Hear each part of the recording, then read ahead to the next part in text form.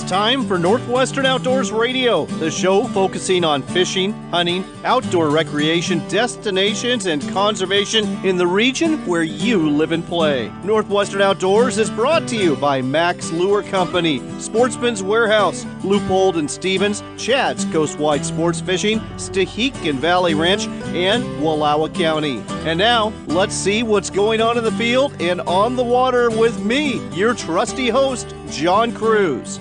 We've got a great show for you this week, recorded on the land and on the waters around Port Hardy at the north end of Vancouver Island in British Columbia. That's where my son David, my daughter Faith, and I spent 4 days, 3 of them on the water, catching salmon, halibut, and bottom fish with Chad's Coastwide Sports Fishing. Chad Calder owns this guide service, and we partner with him on this show. But folks, believe me, when I tell you this, he runs a world-class operation that is truly stress-free. You simply get yourself to Port Hardy, check into the Glen Lyon Inn. It's right at the marina where he docks his boats. And the next morning, you walk down to the boats, step on board a sturdy Grady White, and then you go fishing. Your lodging, your meals, as well as your fish processing and packing is all taken care of for you. Like I said, a stress-free experience, and couple that with a fantastic fishing and a surprisingly affordable price, and you've got an Alaska-style saltwater fishing adventure available in BC for about half the price. You can start finding out more about it by going to coastwidesportsfishing.com. During this show, we'll talk to Chad Calder about all of this. He guided us to a lights-out, fantastic morning of salmon fishing I'll never forget, that we'll be sharing with you later in this show. We'll also talk to one of my favorite guides who you may have heard us talking to last year, Bryan Ramage. He took us fishing for 2 days and he got us into a whole bunch of good fish. Bryan's going to break down the gear they use at Chad's Coastwide Sports Fishing that gets them into the fish year in and year out. He'll start off with the boat and work his way all the way down to the rod, reel, and the bait he puts on the hook at the end of your line. When you're on the water here, be sure to bring your camera. That's because wildlife is abundant, especially marine mammals. I got to see a breaching humpback whale. I mean,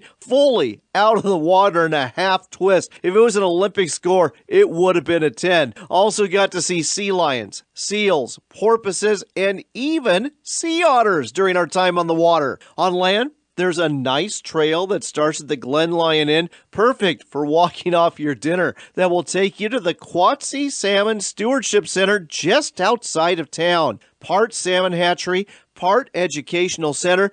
This place is definitely worth the visit, and Jeannine McCormack was kind enough to show us around the facilities and answer our questions. Answers we'll share with you on the show. In addition to all of this, Bob Loomis is with us for an extended Max Minute to talk about pink salmon fishing. And as usual, we've got your Sportsman's Warehouse Trivia Question of the Week, where you get the chance to win the $25 gift card we give away every episode from America's Premier Outfitter. But before we take you to the north end of Vancouver Island in BC, we need to take you to the tri-state region of Montana, Idaho, and Wyoming, known as the Greater Yellowstone Ecosystem. The Department of Interior wants to take grizzly bears off the endangered species list in this area, and David Sparks dives into that topic on this week's edition of Sportsman Spotlight, which is brought to you by the Ag Information Network of the West and sponsored by Chad's Coastwide Sports Fishing.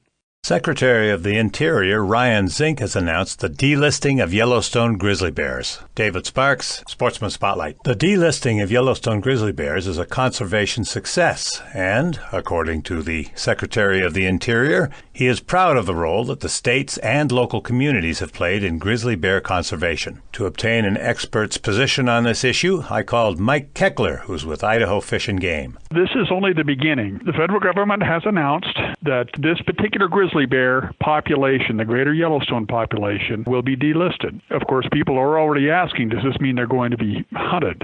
That decision has not been made. Yet we do have rules in place. If the commission does decide to open a grizzly bear hunt, if they do, it'll be highly regulated and very limited. but nothing like that has been decided at this point. This is something that Fish and Game in Idaho, in Montana, and Wyoming have been working for 45 years to take over the management of these species. We've been involved from the start, and this is an amazing conservation story. Considering in 1975 there were barely 100 bears, and now we've got over 700. It's quite remarkable what's occurred over that period of time. In fact, a team of federal and state scientists has monitored and researched the greater Yellowstone population for a long time, and their efforts have documented a robust and viable population. This is David Sparks for Sportsman's Spotlight. A quality and affordable fishing adventure is waiting for you off Vancouver Island with Chad's Coastwide Sports Fishing. Located in Port Hardy, British Columbia, you can drive or fly to your all-inclusive guided fishing vacation. Whether you're after big salmon, heart-fighting halibut, or a cooler full of red snapper and lingcod, you can catch it all here. Better yet, your lodging, meals, and fish processing are all taken care of. Want one more reason to go? The price. With the Canadian dollar exchange rate where it is right now, your U.S. dollar goes further. Space is limited, so go to coastwidesportsfishing.com to book your trip for an incredible fishing adventure. At Leupold Optics, they guarantee performance. Those other optics companies, they just warranty failure. That's why every Leupold product has a lifetime guarantee. Think of it as a warranty you'll never need to cash in on. Find out more at leupold.com. With an Evinrude motor and Minn Kota trawler and Lowrance fish finder or two, we push off the dock just before 5 o'clock and go sailing off into the blue. You're back with Northwestern Outdoors Radio. We're broadcasting on the saltwater out of Port Hardy, BC. Having a great day. We are fishing for salmon and halibut and lingcod and bottom fish.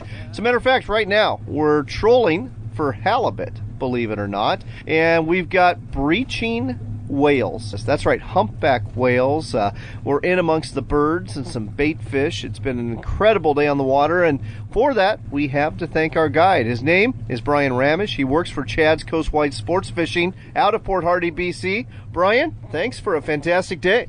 Oh, you're very welcome, John. Glad to have you aboard. So, Bryan, let's spend some time today talking not about the fishing so much, but the gear you use day in and day out to catch these fish. And I guess we'll start off with the most important piece, the boat itself. Now, you and the other guides, Chad's Coastwide Sports Fishing, use Grady White boats. They're fiberglass boats. They've got a wide beam. Why do you like them so much?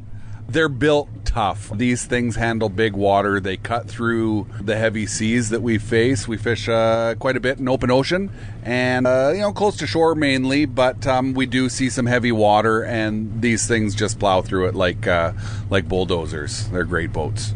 Oh, they really are. And, they have the cockpit so you can get in and out of the weather, which is nice. They've also got a berth underneath and an enclosed head, which comes in handy, too. Let's go ahead and talk about the next thing here. Fiberglass versus aluminum. As a matter of fact, as we're trolling around here, there's a couple of aluminum boats around, but most of them up here out of Port Hardy are fiberglass boats. And is that just because they handle the chop and the waves a little bit better, or why is it? We use, some older boats up here. It's not brand new equipment, and they've stood the test of time. They're working out pretty well for us. There's some great new hull designs in the aluminum market as well. Chad got on board with Grady White early on because of their reputation. They're solid. They just keep going and going and going. Let's go ahead and talk next about the rods and the reels. So one of the things I love about fishing up here in BC in the saltwater is you're not using level wind reels, you're not using spinning reels, you're using these single action reels, and the ones you're using in particular, they're just gorgeous gold color Islander reels, aren't they? That's correct. Yep, they're built right here on Vancouver Island. Quality product. They've got a great warranty with them, and they just seem to do what we like to do very well. The single action reels, commonly referred to as knuckle busters. Quite often we get a rude lesson on how they work. But it's a 1-to-1 ratio with the fish, so it makes it quite sporting. When that fish wants to go, you really, really need to get your hand out of the way. Or they live up to their nickname, the Knuckle Buster, as those handles start spinning around. If you try to stuff your fingers in there, you're in for a world of hurt, no doubt about it. No doubt about it indeed, but folks, they work great and they are indeed beautiful. And you've got them on some new rods this year, some Okuma rods, and I like Okuma. The price point on these rods rods tends to be very good. The quality seems to be good as well. I understand you really like these too. I do. They've got a lot of backbone for turning some of these heavy fish that we find. Because we started using these things for even trolling for halibut every now and again. You get into a halibut that's 100, 120 pounds, and you can still lift these things off the bottom. Plenty of backbone, and the components they use, they beat a lot of the other rods hands down. Metal oxide on the guide stands up way better than the ceramics, which we found were chipping and causing line breaks here, there, and everywhere. They've run nice long foregrips with the rubber heat shrink tube on them, which is easy to get a hold of. So we've got the rods, we've got the reels. I understand you use 30-pound tests. Is it mono? Yeah, we use 30-pound monofilament line on the reels themselves, and leaders go from 40-pound for some of our bait rigs with the anchovies and spoons. But when we start running these big hoochies, which mimic squids incredibly well, we tend to step it up a little bit, especially with the halibut.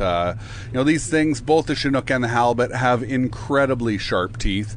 You can look at my hands and see, and they tend to saw through leaders in no time flat. If they take that bait deep and get that leader into their teeth, you say bye-bye pretty quick. So we've got some 70-pound leader and 50-pound leader that we run for some of the baits as well, just to get them into the fish and keep them into the fish. And that brings me to my next point here, is what we're using. Now, we've been using hoochies that are exactly the same size as squid, and for good reason. We caught a nice Chinook today, and I noticed that when we catch fish, you check to see what's in the stomach. And out of one Chinook, how many squid do we get out of it? Yeah, we use a live well pump and pump them up with a little bit of water, almost like a throat pump for a rainbow. And yeah, we pulled 15 squid that were between 6 and 8 inches long out of the belly of one of these tubby Chinooks. The thing had just gorged itself. I'm surprised it thought it could fit even another little rubber one in there as well. I'll tell you what, though, the rubber ones you've got completely match the hatch, so to speak. When it comes to these squid, the color is spot on, and you don't even use scent on yours, do you? No. By and large, I don't. Some of the other guides, they'll give them a little squirt of this, a little squirt of that, but bear squid hoochies, and they seem to climb all over them. Last but not least, let's talk about the fact this is a controlled depth fishery. You've got to have your offering down by the bottom, and you like to use Scotty downriggers for that purpose. Yep, Scotty downriggers, again, built on Vancouver Island, great reputation, great warranties on these things, and they take a lot of abuse. We use these day in and day out. I don't know how many drops a day we use on these things. But yeah, you got to get the bait in the fish's face. With the squid, they seem to be hunkered down close to the bottom. And if we can get those flasher rigs and squids dancing down in the bottom where the Chinook are hanging out, yeah, it seems to work in our favor, that's for sure.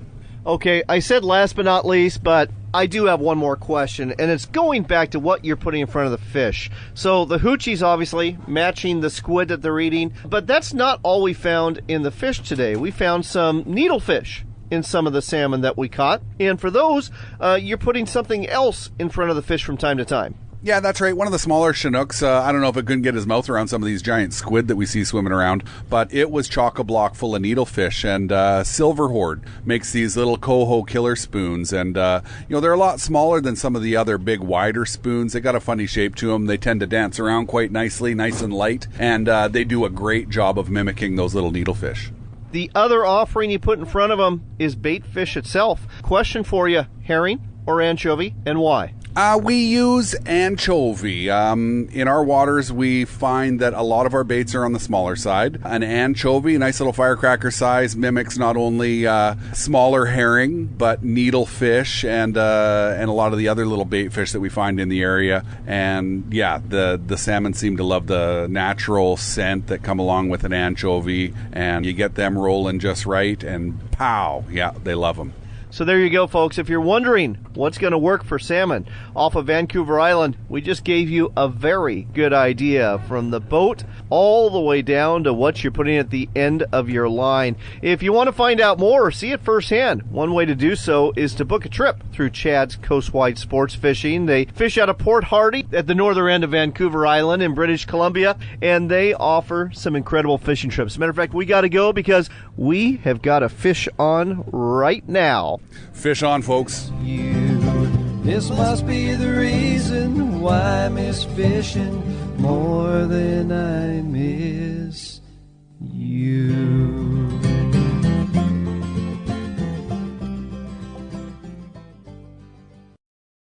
Want to go fishing and make money? You are in luck.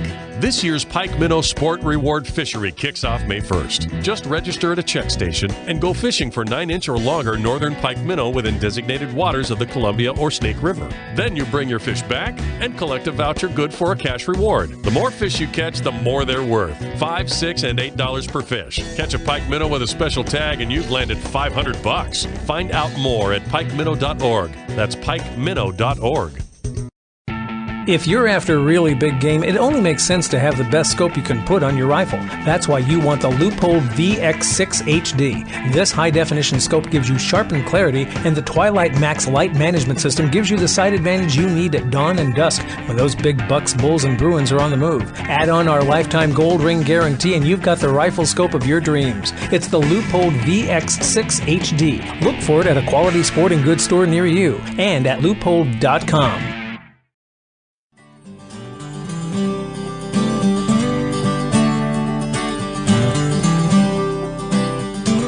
Back with more of the great outdoors on Northwestern Outdoors Radio with John Kruse. Yep, it's that time again. It's time for another extended Max Minute. Fish on!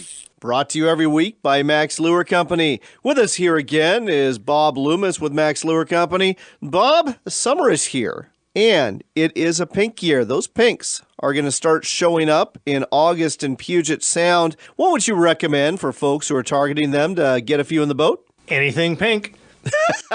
Well, this is true. And, you know, I've got memories of literally casting spoons towards shore from boats to catch pinks. I've seen people catch them on hoochies. I've been on shore. I've caught them with buzz bombs. I mean, there's all sorts of different ways to do it. But let's just say you're in a boat. What would you do? I would be running either double D Dodgers or a large sling blade, along with some other type of like a sockeye squidder, something along those lines where you get a little bit heavier leader. You know, the sockeye squidder sounds like a great idea. Perfect size for those pinks, which tend to run, 2 to 4 pounds on average. And again, pink seems to be the only color that works. Yeah, it works well. All right, well, there you go, folks. If you're looking for something to catch pinks and you're in the boat, consider the sockeye squidder from Max Lure Company. It'll work for those sockeye on Baker Lake and Lake Wenatchee in the freshwater, and it's going to work for those pinks in Puget Sound, too. Look for them in a sporting goods store near you or online at maxlure.com.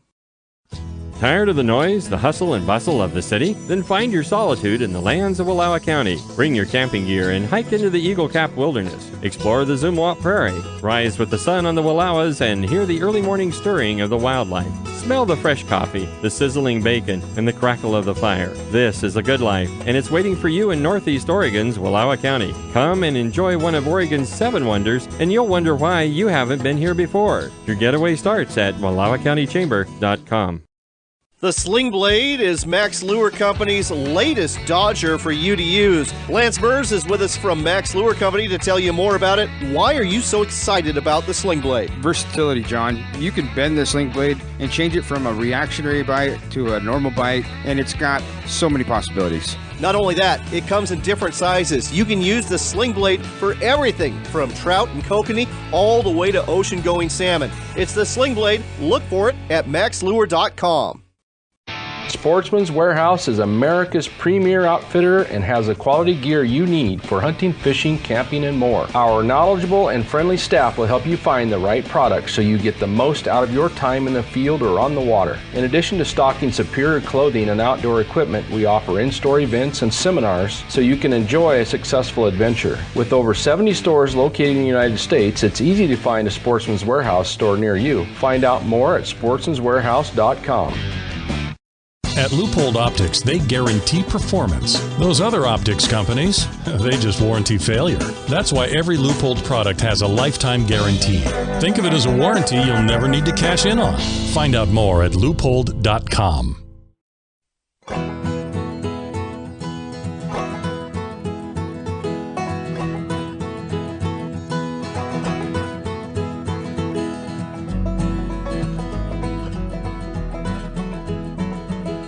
Welcome back to Northwestern Outdoors Radio. I'm John Kruse. We're broadcasting from the salt water near Cape Scott, which is the northwest tip of Vancouver Island in British Columbia. We're fishing with Chad Calder, the owner of Chad's Coastwide Sports Fishing, operating out of Port Hardy, BC. And some of you may recall, we did this last year, and I told you at that time that I had experienced the best saltwater fishing experience of my entire life. Well, guess what?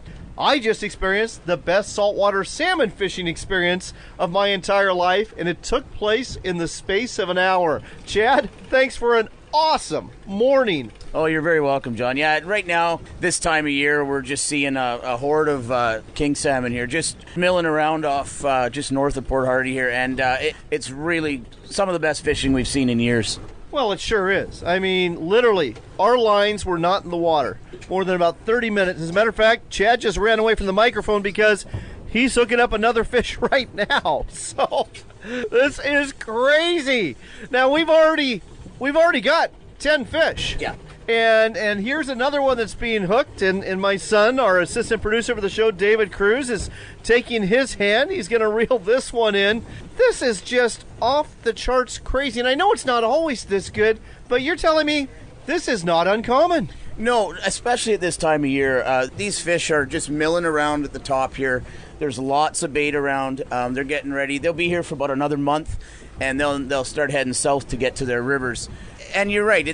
This is insanely good fishing right now, but even on an average, it's half as good as this, and it's still incredibly good fishing. So this one's getting released, folks, because number one, it was small, and number two, we're right at our limit. We've got a couple of folks on the boat here with us, but we're getting to be pretty picky at this point, but that doesn't keep the fish off the line. They just keep biting. And what's bringing these fish to the area, like you said, Chad, is the bait. And we've got a couple of different types of bait that they're eating right here.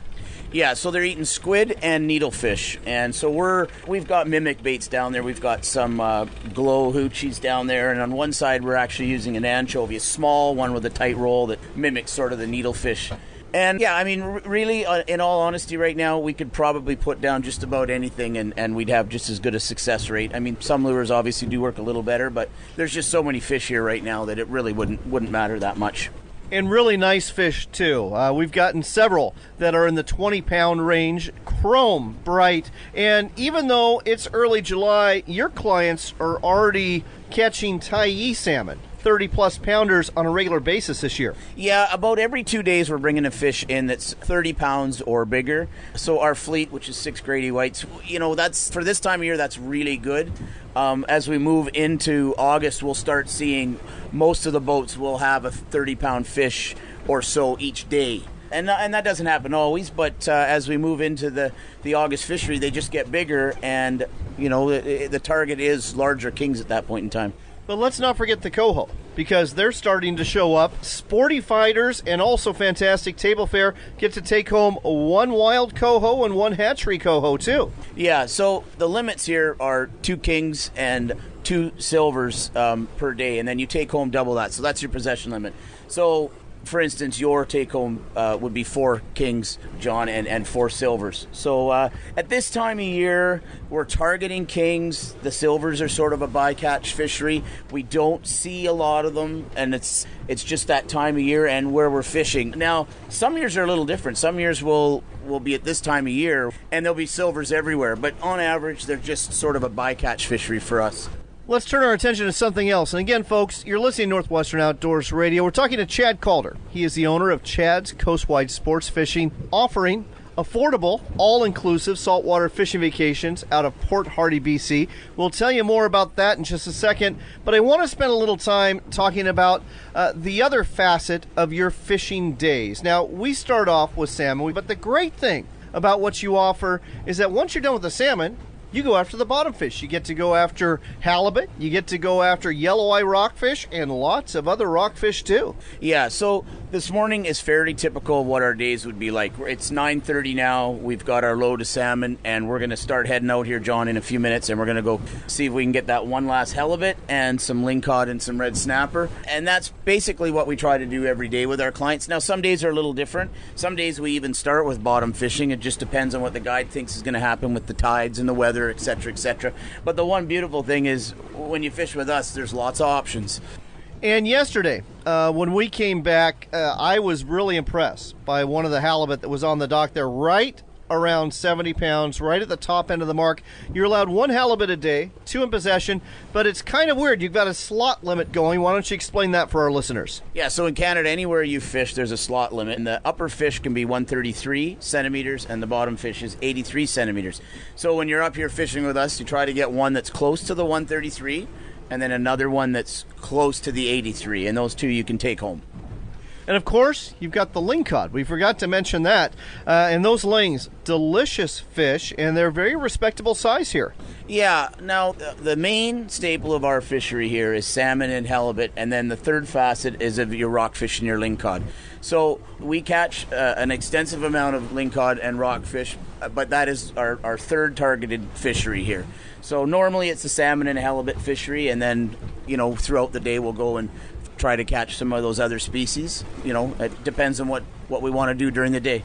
All right, we're already starting to run short on time, but I want to explain to people exactly how a fishing trip with you works. Now, number one, folks, the exchange rate, if you're a U.S. listener, is definitely in your favor this year, and it has been for the last couple of years. So you're going to get a lot more bang for your buck in terms of the money. As a matter of fact, I would dare say a fishing trip with Chad is about half the price you're going to pay for a similar experience in Alaska.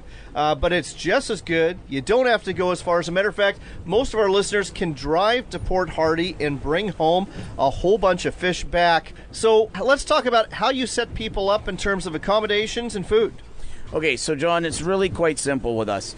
We are not a lodge facility, but we are all-inclusive. So what that means is we have an oceanfront hotel in town that we have rooms already booked, and you simply check into that hotel. You'll have a welcome letter with your name. And then one thing that we do that's completely different than anybody else is we have diners cards. So it's dine out, all-inclusive. So there's 5 different pubs and restaurants in town, and you simply take your diners card with you, order anything you want off of any of the menus at any given time, and it gets billed to us.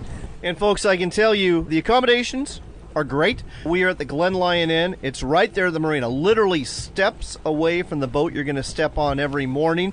The food is good too. We've eaten at 3 different places: Sporty's, Captain Hardy's, and the restaurant that's at the Glen Lyon. Great meals every night.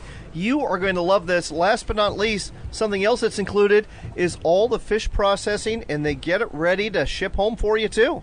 Yeah, that's right, John. So one of the benefits we have, once again, over most of the other outfitters, is that we have a certified processor in town that takes your fish right from the boat, and it goes and gets custom vacuum packed into 1.5-pound meal-sized portions, and then it's all flash frozen and ready for you to travel home at the end of your trip. So it's a value-added product where you're not having anybody clean your fish at the dock or anything like that. It's all done at a food safe certified facility. So it's a superior product than most other places that you'd get this type of fishing from. Well, folks, I can't say enough good things about the experience here and about the fishing either. If you want to find out more, go to the website. It's really simple, coastwidesportsfishing.com. That's coastwidesportsfishing.com. They are booked up for 2017, but it's not too early to book for next year, and you probably better do it sooner than later because they have lots of return clientele. The reason why, the fishing's good, the package is great, and it's a wonderful experience. Chad, thanks for sharing that wonderful experience with me and my family on Northwestern Outdoors Radio. Oh, you're very welcome, John, and we'll see you next year.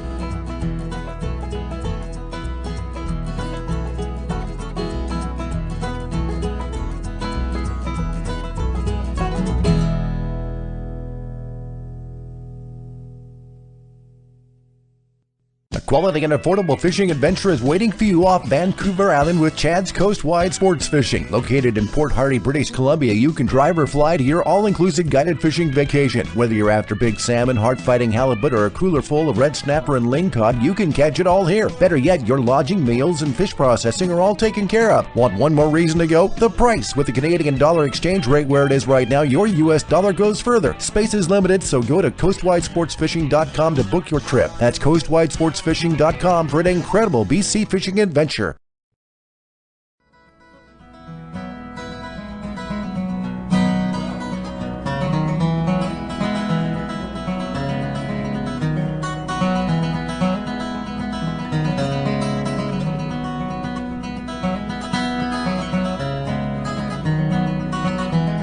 You're back with Northwestern Outdoors Radio. It's our Chad's Coastwide Sports Fishing Port Hardy edition, but we've got some outdoors news for you too, and we're going to start off with some advice from the state of Oregon about how to release wild steelhead and, for that matter, salmon too.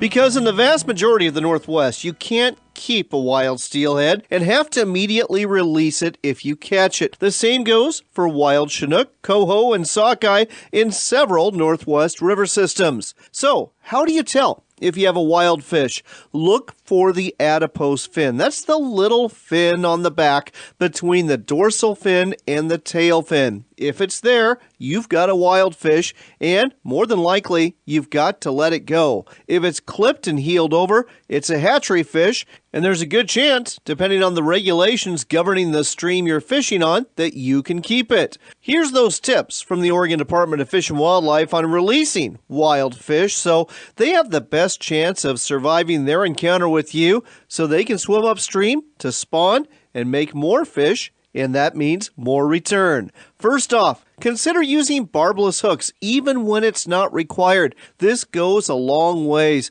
in and of itself to improve the mortality rate. Use tackle strong enough to bring your fish in quickly. If you tire it out, you might stress it too much and it won't live. Same goes for landing that fish as quickly and carefully as possible. Avoid removing the fish from the water. In Washington State, if you catch a wild steelhead, you have to keep it in the water. If you're taking a photo, cradle the fish at water level and quickly take the picture. Remove the hooks quickly and gently while keeping the fish in the water, and use long nose pliers or hemostats to back out a hook. If that fish is hooked deeply, just cut the line. Don't try to get your lure back. You'll kill the fish more than likely if you do. And revive that fish. Point them into slow current and move them back and forth until their gills are working good. When possible, let that fish swim right out of your hands. And be sure to fish when it's cool out, like early in the morning or in the early evening. Number one, the fishing's better, and number two, the stress on those fish is less. So there you go. Some tips to help you and the fish have a great encounter. Next up on Northwestern Outdoors Radio, we're off the saltwater. And now, we're on the freshwater, specifically on the Quatse River. We're standing next to an area where they count fish at the Quatse Salmon Stewardship Centre. With us here to tell you more about the operation they have here, the educational component, and a campground and hiking trail too, is Jeannine McCormack, the manager here. Jeannine, welcome to the show. Thank you. It's really great to have you here today.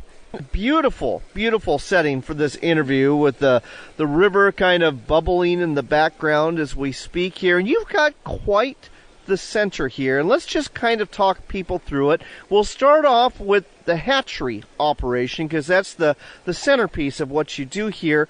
What kind of hatchery operation is this in terms of the types of fish that you produce that you release into this river to just go about 1.5 miles downstream into the ocean? Sure. So we raise 4 different species of fish here. We have pink salmon, chum salmon, coho salmon, and steelhead as well. So you've got the 3 species of salmon. You have the steelhead too. And being this close to the ocean, I'm guessing you have pretty good success in terms of getting the fish out to the ocean without lots of predation and without, obviously, there's no dams between here and there. So does that equate into good returns as well? We have pretty good returns. So pretty standard for us. We would get about 100 successful spawners come back for each pair that we have at the hatchery. That's actually very good. So that is wonderful to hear. Question for you. When it comes to the pinks, when it comes to the chum, a lot of people are probably scratching their heads and thinking, well, why are you producing those at a hatchery? Those are already very abundant, or in the case of the chum, they aren't seen as very good table fare, so a lot of folks might be wondering, why would you waste your time on them? Well, people might not think that they're good table fare, but our wildlife certainly do. So we are raising fish here to help support our ecosystem. And those pink salmon and chum salmon, they are inputting a huge amount of nutrients into our freshwater systems and our saltwater systems. So that's why we take a lot of those fish as well, in addition to our coho and our steelhead. And let's talk about that for a minute, because I think so many people, when they come to think about hatcheries, they think about what's in it for me as the fisherman in terms of the fish they're going to hold up or the fish they're going to take home. But when it comes to contributing to the ecosystem, when these salmon spawn, how does that help the ecosystem and all sorts of wildlife that depends on it? Sure. So after those fish, when they're making their way up the river, we know that salmon, that's the end of their life cycle, right? After they spawn, that's the end of their life cycle. They die. But on the way and after they die, they're feeding everything along the way. So as they're making their way up the river, we've got wildlife like bears. We've got wolves here that are eating our fish. We've got otters. We've got all kinds of animals that are utilizing those fish as they come up the river and after they die. And those animals, in turn, as they're dragging those carcasses off into the forest, they're fertilizing our forests. And as they're doing that, they're growing our plants and our trees. They're creating habitat for more salmon, which in turn creates habitat for things like insect larvae that are living in the river, which are eventually feeding our little baby salmon, our little salmon fry. So it's a whole cycle, and that's why they're so important. They're really making everything grow and everything exist here on the coast. You explain that and a whole lot more at the really nice stewardship center that you have here that's open to the public. When is this open? This is really nice. The exhibits that you have here and the tours that you give, very educational and very well done. Thank you. Yeah, we're open mid-May to the end of September to the public. July and August, we're open 7 days a week for people to come and visit us. And then the rest of the year, we are open for school programs. So we have many, many local school kids that come here to learn about salmon and learn about their habitat and everything related to salmon. And I got to tell you, folks, if you're here in Port Hardy, yes, you're probably here to go fishing, especially if you're listening to this show, but take some time to visit the Stewardship Center. It really is worth the visit. And if you're looking for a place to stay and you don't want to stay in a hotel, you just happen to have a campground that accommodates both tent campers and RV campers too. We do, yeah. We have a great campground. And the nice thing about staying at the campground is, other than the great setting, you're right on the river, it's beautiful here, is you're helping to contribute back to the Salmon Center as well. So the profits from the campground, they get put back into the Salmon Stewardship Center and the hatchery. So it's a whole, system that we're supporting here.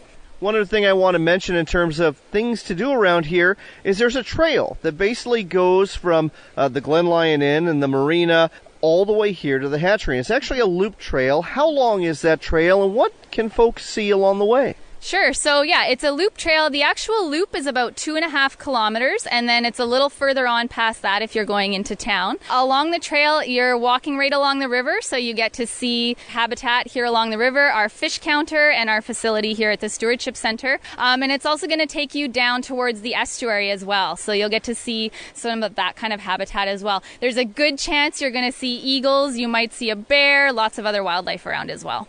Last but not least, the Stewardship Center here, it got up and running, as did the hatchery, through government funding, but you rely on the public for support. So one way to support this place obviously is to stay at the campground, and folks, they got full hookups in terms of the water and electricity, and they've got a dump site too for you. Again, you can walk the trail in the evening, check out the Stewardship Center and the hatchery operation, but another way to do it is by visiting the Stewardship Center and donating when you do. Yeah, for sure. So we definitely rely big on donations. We are quite happy to accept that, and memberships as well.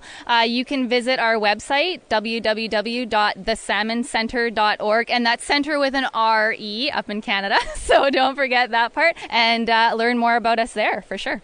All right, one more time with the website. Sure. It is www.thesalmoncenter.org, and it's center with an R-E. There you go. It is the Quatse Salmon Stewardship Center. Well worth a visit the next time you find yourself at the north end of Vancouver Island in Port Hardy. Great setting. Again, go hiking, check out the center, maybe camp here too. It's just right outside of town, but it's a beautiful venue to spend a couple of hours at. Thanks for sharing this all with us and with our listeners on Northwestern Outdoors Radio. Thanks for coming so much, and enjoy the rest of your trip to the North Island.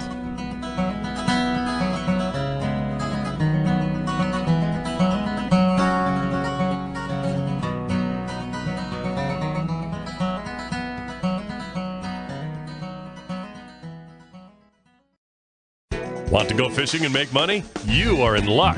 This year's Pike Minnow Sport Reward Fishery kicks off May 1st. Just register at a check station and go fishing for 9-inch or longer northern pike minnow within designated waters of the Columbia or Snake River. Then you bring your fish back and collect a voucher good for a cash reward. The more fish you catch, the more they're worth. $5, $6, and $8 per fish. Catch a pike minnow with a special tag and you've landed $500. Find out more at pikeminnow.org. That's pikeminnow.org.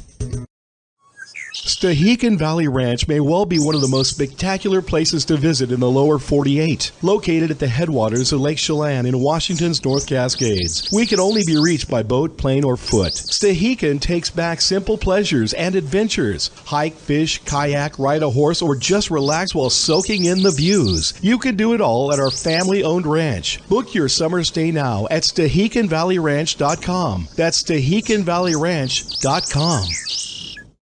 Sportsman's Warehouse is America's premier outfitter and has the quality gear you need for hunting, fishing, camping, and more. Our knowledgeable and friendly staff will help you find the right product so you get the most out of your time in the field or on the water. In addition to stocking superior clothing and outdoor equipment, we offer in-store events and seminars so you can enjoy a successful adventure. With over 70 stores located in the United States, it's easy to find a Sportsman's Warehouse store near you. Find out more at sportsmanswarehouse.com.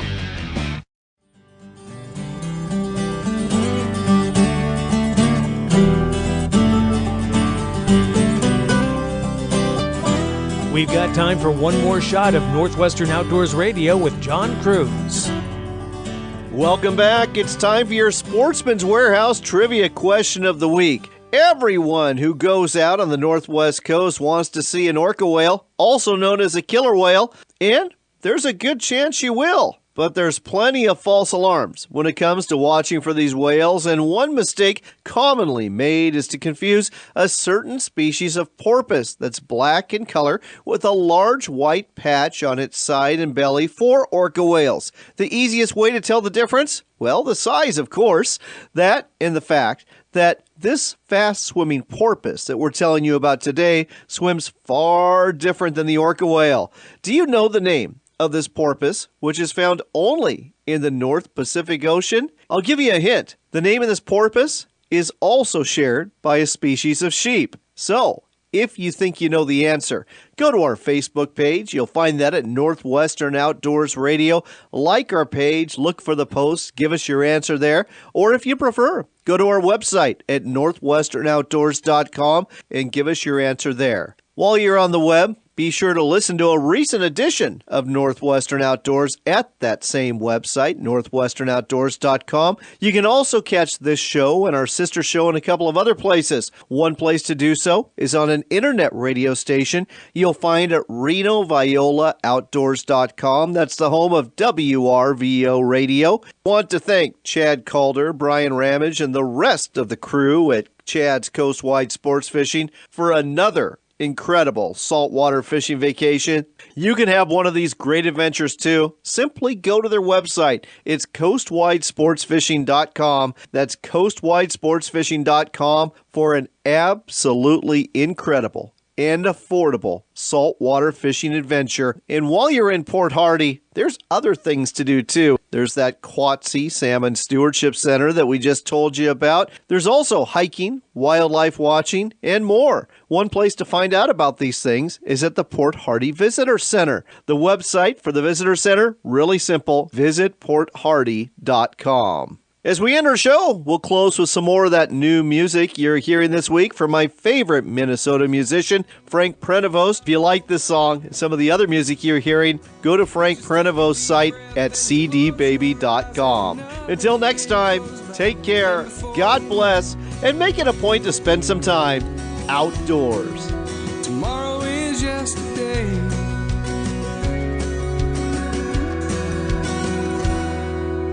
Well, I'll tag you, you tag me back. Let's put pennies on a railroad track. Fireflies in a mason jar. Hide and seek, there you are.